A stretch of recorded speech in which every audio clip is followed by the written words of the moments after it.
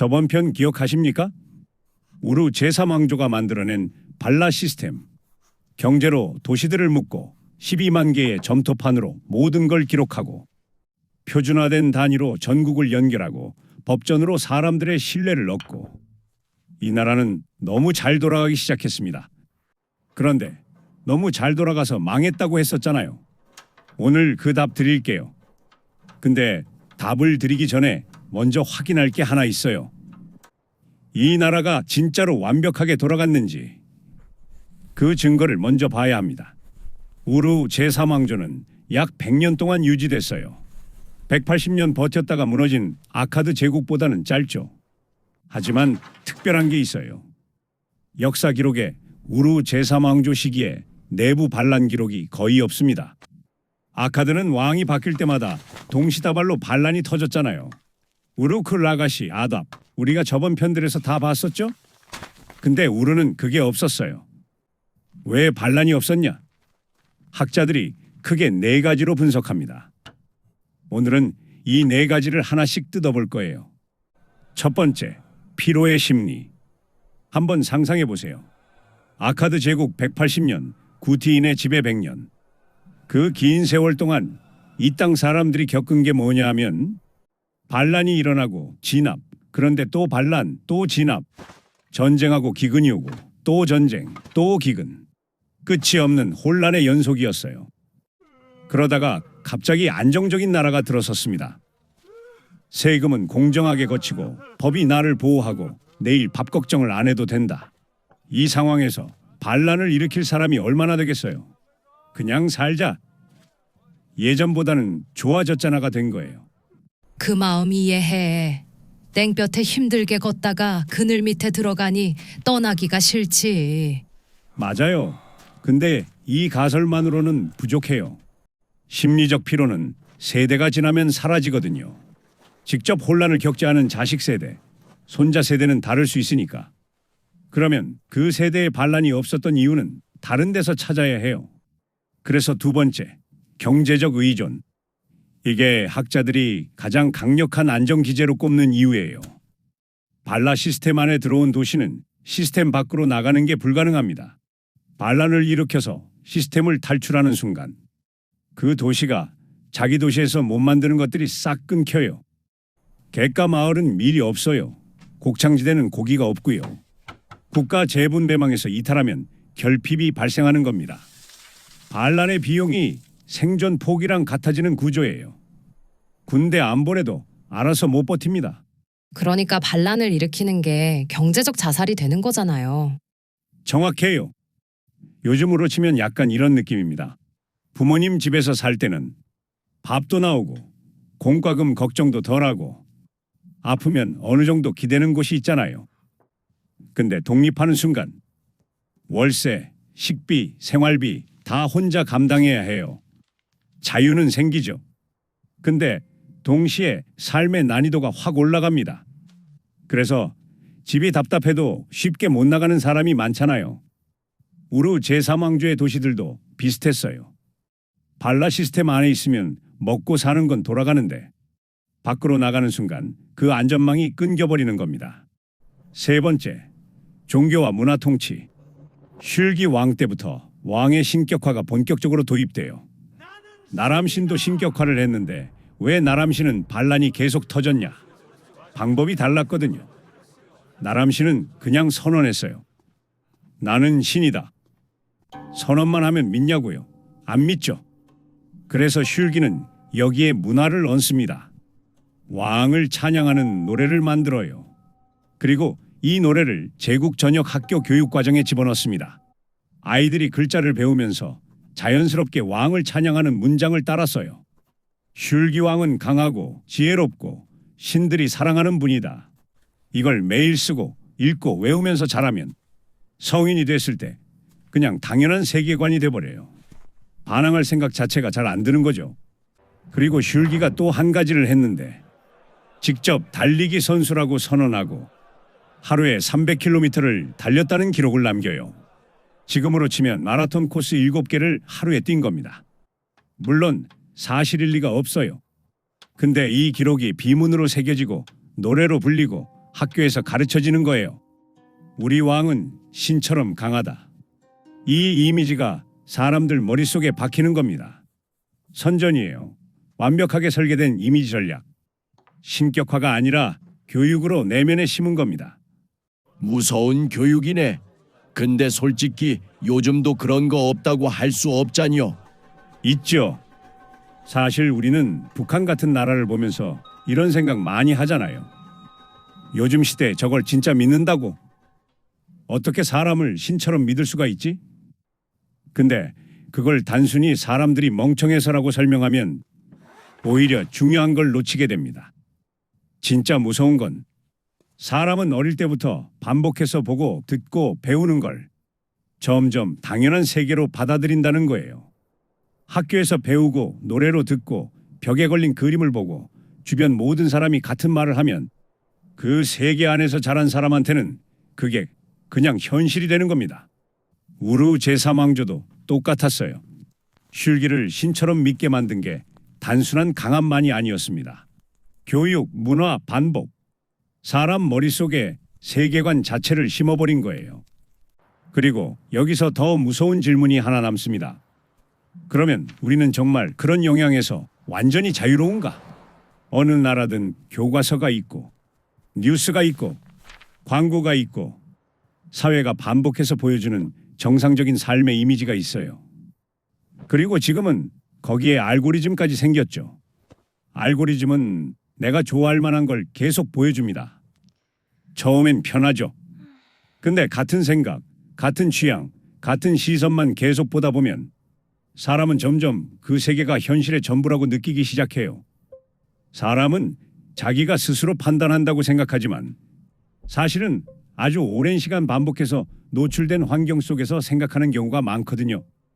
슐기가 학교에서 왕을 찬양하는 문장을 반복하게 만들었던 것처럼 지금 시대도 반복은 여전히 사람을 만듭니다. 다만 점토판이 스마트폰으로 바뀌었을 뿐이에요. 5천년 전 우르가 했던 방식이 형태만 바뀌어서 지금까지 이어지고 있는 겁니다. 자, 다음으로 네 번째, 이중감시 구조. 우르 제3왕조의 지방 통치 방식이 독특해요. 각 지역의 두 사람이 함께 파견됩니다. 첫 번째는 NC, 행정관이에요. 현지 명문가 출신을 씁니다. 그 지역 사정 잘 아는 사람으로 세금 걷고 사원 관리하고 민사 분쟁 처리하는 역할이에요. 두 번째는 샤긴, 군사령관이에요. 중앙에서 직접 파견하는 사람으로 지역 수비대 지휘하고 왕실 소유지 관리합니다. 이 두 사람이 한 지역을 같이 운영해요. 어떻게 보면 행정은 NC, 군사는 샤긴. 역할이 딱 나뉘어서 깔끔해 보이죠? 지금으로 치면 이런 거예요.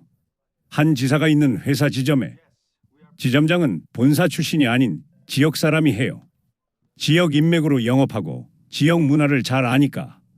근데 지점 보안팀장은 본사에서 직접 파견해요. 지점장이 뭔가 이상한 짓을 하면 바로 본사에 보고하는 사람이 있는 거예요.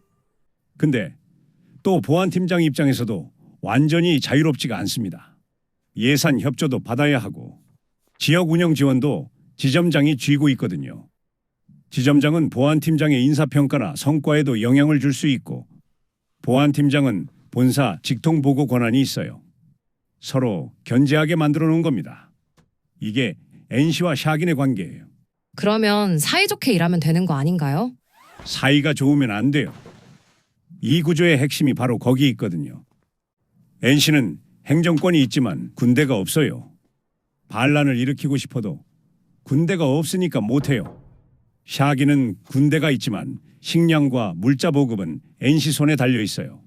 군대를 먹여야 하는데 먹을 걸 NC가 쥐고 있어요. 둘 다 혼자서는 권력이 반쪽짜리예요. 그리고 중요한 건 이 두 사람 모두 중앙에 보고 의무가 있습니다. NC가 수상한 움직임을 보이면 샤긴이 수도로 보고해요. 샤긴이 딴 마음을 먹으면 NC가 물자를 끊을 수 있어요. 서로가 서로를 감시하는 구조. 둘이 합심해서 반란을 일으키려면 둘 다 입이 맞아야 하는데 중앙에서 그걸 미리 방지하려고 관계가 좋아지지 않도록 설계해 놓은 거예요. 서로 발목 잡게 해놓은 거네.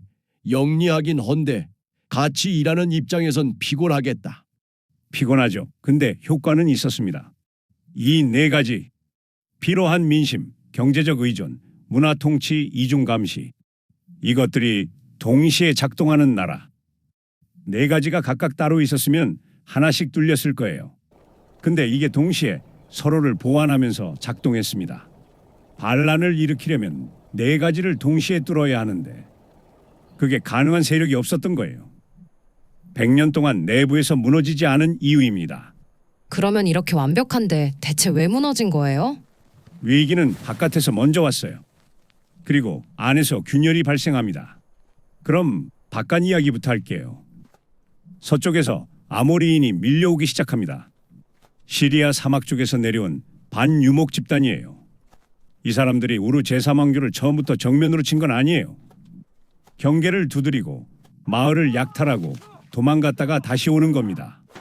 오늘은 이쪽, 내일은 저쪽. 패턴이 없어요. 정규군이 창 들고 방패 세우고 싸우는 방식이 안 통하는 거예요.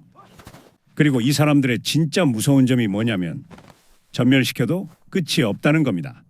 한 부족을 몰아내면 또 다른 부족이 와요. 산에서 쏟아지는 물처럼 하나를 막아도 옆으로 돌아서 흘러들어옵니다. 이게 유목민 집단의 특성이에요. 국가 군대처럼 수도가 있고 지휘부가 있는 게 아니거든요. 어디를 쳐야 끝내느냐를 모르는 상태입니다. 그럼 어떻게 막았어요? 벽을 쌓겠다고 했습니다. 마르투 장벽이라는 거대한 방어선이에요. 유프라테스 강에서 티그리스 강까지 메소포타미아 서쪽을 가로지르는 장벽. 기록을 보면 엄청난 규모의 노동력이 동원됐어요. 수십 킬로미터에 달하는 진흙벽을 쌓는 작업이었으니까 당연히 어마어마한 비용이 들어갑니다. 그래서 막았어? 못 막았어요. 역사상 장벽으로 유목민을 완전히 막은 사례가 거의 없어요. 만리장성이 흉노를 막았냐고 물으면 학자들이 고개를 젓는 것처럼 아모리인은 벽을 넘기도 하고 우회하기도 하고 시간이 지나면서 아예 제국 안으로 흘러들어와 정착하기도 했습니다. 장벽은 상징이었지 실제 방어막이 되어주지 못했어요. 그리고 이 장벽 건설에 동원된 노동력이 원래 농사짓던 사람들이었거든요. 사람이 빠져나가면 농사로 나와야 될 곡식이 줄어들고 곡식이 줄면서 발라 시스템에 들어가는 물자가 줄게 되지요. 그러면 어떻게 되겠어요? 이렇게 시스템이 흔들리기 시작합니다. 그런데 여기서 더 험난한 충격. 동쪽에서 엘람이 쳐들어옵니다. 지금의 이란 지역 왕국인데 이 사람들은 달랐어요. 아모리인처럼 치고 빠지는 게릴라가 아닙니다. 정규 군대예요. 조직적으로 목표를 향해 밀고 들어왔어요. 기원전 2004년 엘람 군대가 유프라테스 강을 건넙니다. 우르를 향해 직진해요. 이 소식이 수도에 닿았을 때 우르는 이미 반쯤 비어 있었습니다. 아모리인을 막느라 노동력과 물자를 갈아넣은 상태였거든요. 이비신 왕이 각 지역 총독들에게 긴급 서신을 보냅니다. 군대를 모아라. 우르를 지켜야 한다. 그런데 답장이 오지 않는 지역들이 생깁니다. 이미 시스템이 흔들리기 시작한 지역들이에요. 중앙에서 뭔가를 줄 수 없는데 왜 중앙을 위해 싸워야 하냐는 거죠. 제국이 가장 위기에 처한 순간에 제국을 하나로 묶고 있던 이해관계의 사슬이 풀리기 시작한 겁니다. 아, 막을 수가 없었겠네. 우르의 지구라트, 달의 신 난나를 모시던 그 거대한 신전, 함락됩니다. 마지막 왕 이비신은 쇠사슬에 묶여 엘람으로 끌려갔어요. 수메르 사람들은 이 장면을 기록으로 남겼습니다. 우르의 멸망해가. 거기에 이런 구절이 나와요. 신이 외면했다. 도시가 울부짖었다. 그러나 아무도 듣지 않았다. 그리고 여기서 정말 중요한 게 있습니다. 이 사람들은 단순히 전쟁에서 졌다라고 쓴 게 아니에요. 달의 신 난나가 자기 도시를 버리고 떠났다는 기록입니다. 우르 사람들에게 난나는 그냥 신이 아니었거든요. 매일 밤 하늘 위에 떠 있는 존재였고 도시를 지켜주는 질서였고 세상이 계속 돌아가게 만드는 힘이었어요. 그런 존재가 등을 돌렸다고 생각한 겁니다. 이건 단순한 패전 기록이 아니라 우리를 지켜주던 세계 자체가 무너졌다. 그 절망에 가까운 기록인 겁니다. 4,000년이 지난 지금도 많은 학자들이 이 기록을 읽으면 먹먹하다고 이야기합니다. 도시 하나가 사라지는 순간을 인간이 얼마나 처절하게 기억했는지가 그대로 남아 있거든요. 사람들이 굶주린 것보다 더 무서웠던 건 우리는 버려졌다는 감각이었을 겁니다. 그런데 이 외부 침략만으로 우루가 무너졌다고 보면 절반을 놓치는 겁니다. 안에서 이미 균열이 시작돼 있었거든요.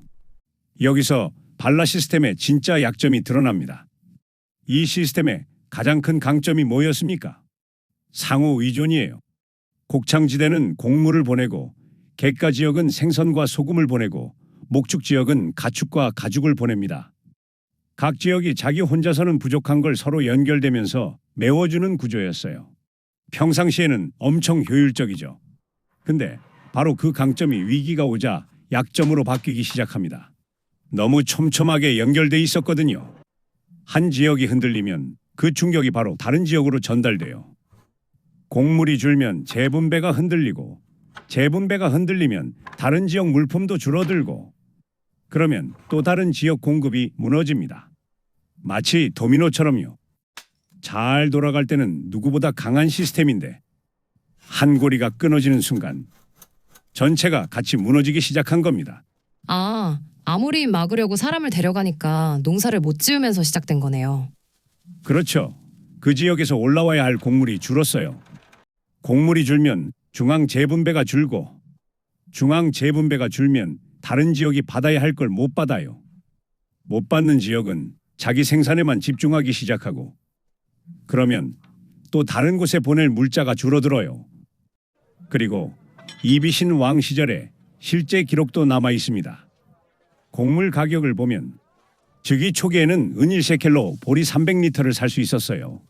불과 몇 년 후에는 같은 돈으로 30리터도 못 삽니다. 10배가 넘는 인플레이션. 이 숫자가 말하는 게 뭐냐? 공급망이 무너지기 시작했다는 겁니다. 그리고 밥이 없으면 충성도 없어요. 관료가 굶으면 장부를 안 써요. 군인이 굶으면 창을 안 들어요. 시스템이 밥으로 돌아가는데 밥이 없어지면 시스템이 멈추는 겁니다. 코로나 때 공급망 무너졌던 거랑 비슷한 거 아닌가요? 맞아요. 평소에는 엄청 효율적으로 돌아가던 시스템이었죠. 나라마다 역할을 나눠서 어디는 반도체 만들고 어디는 부품 만들고 어디는 조립하고 전 세계가 연결돼 움직였습니다. 근데 한 곳이 멈추기 시작하니까 항구가 막히고 공장이 멈추고 물건이 안 들어오고 가격이 폭등했어요.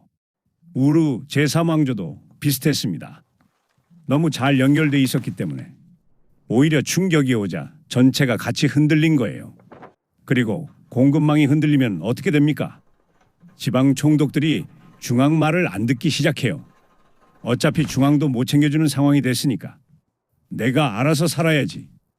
결속력이 풀리기 시작합니다. 그리고 바로 그 상태에서 엘람이 쳐들어온 거예요. 엘람 군대는 실제로 강했습니다.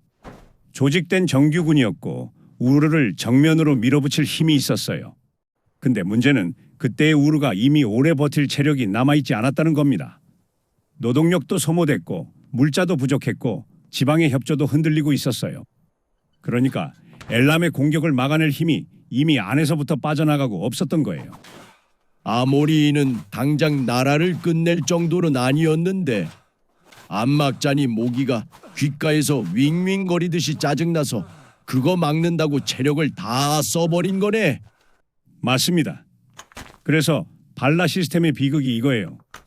평소에는 누구보다 강력하게 돌아가던 시스템이 위기가 오자 서로를 지탱하는 구조가 아니라 충격을 같이 끌어당기는 구조로 바뀌어버린 겁니다. 너무 효율적으로 짜여 있어서 평소에는 최강의 시스템이지만 한 고리가 끊어지는 순간 전체가 도미노처럼 쓰러지는 거예요. 완벽함이 곧 취약함이었습니다. 기원전 2004년 우루 제3왕조 공식 종료. 그러면 그걸로 끝인가요? 아니요. 오히려 여기서부터가 시작에 가깝습니다. 아카드가 제국이라는 개념을 보여줬다면 우루 제3왕조는 그 제국을 실제로 어떻게 굴리는지를 완성했거든요. 지금 우리가 너무 당연하게 생각하는 국가 운영 매뉴얼 같은 것들, 그 기본 틀이 이때 거의 만들어집니다. 그래서 우르는 멸망했는데도 후대 나라들이 우르 방식을 계속 따라한 거예요. 함무라비도 그 위에서 움직였고 아시리아도 페르시아도 마찬가지였습니다.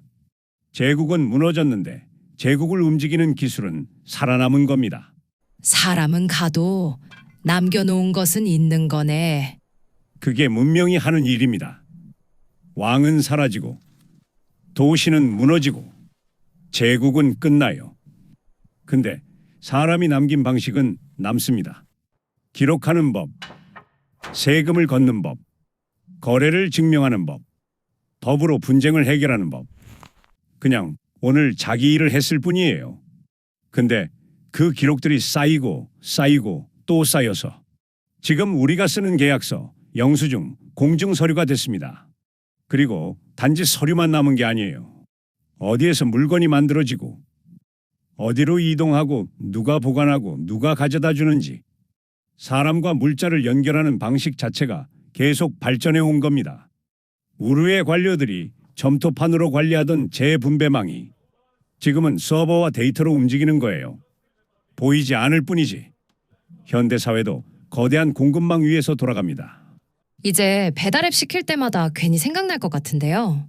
내가 버튼 하나 누르면 음식이 오는 그 당연한 시스템도 사실은 수천 년 동안 인간이 쌓아올린 기록과 관리, 물류와 행정의 결과라는 겁니다. 당연한 건 원래 당연했던 적이 없다는 거. 그리고 우르 제3왕조가 남긴 가장 큰 교훈도 거기에 있습니다. 이 나라는 시스템이 나빠서 무너진 게 아니었어요. 너무 완벽하게 연결돼 있었기 때문에 충격이 왔을 때 같이 흔들렸던 겁니다. 유연함 없는 완벽함은 결국 스스로를 무너뜨릴 수도 있다는 것. 4,000년이 지난 지금도 우리는 여전히 그 문제를 고민하며 살고 있습니다. 그리고 다음 시대에는 이 시스템 위에 자기 이름을 새긴 왕이 등장합니다. 바빌로니아의 함무라비.